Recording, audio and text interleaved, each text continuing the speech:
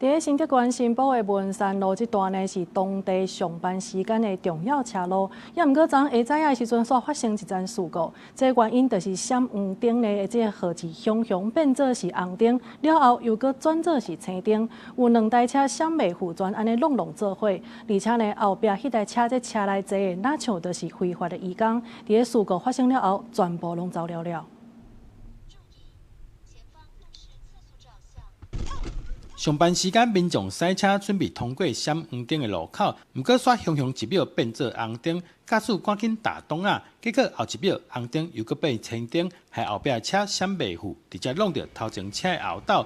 代志发生伫新竹县新埔的文山路，民众讲这种青红灯的设计实在真惨。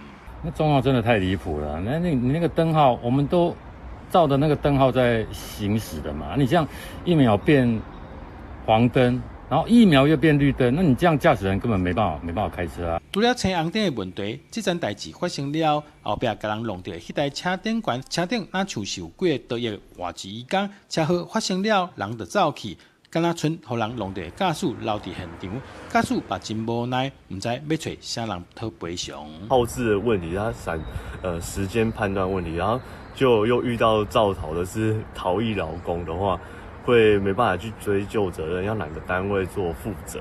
因不明原因追踪2台自小客车后逃逸，造成1驾驶轻伤。本分局将持续调阅监视器的画面，以厘清肇责，并以公共危险罪及过失伤害罪移送侦办。警方指出，刷落去除了会调监视器掠出惹事的民众，以公共危险罪和过失伤害罪侦办以外，还针对路口的青红灯进一步去了解问题出伫倒。记者杜君和新竹报道。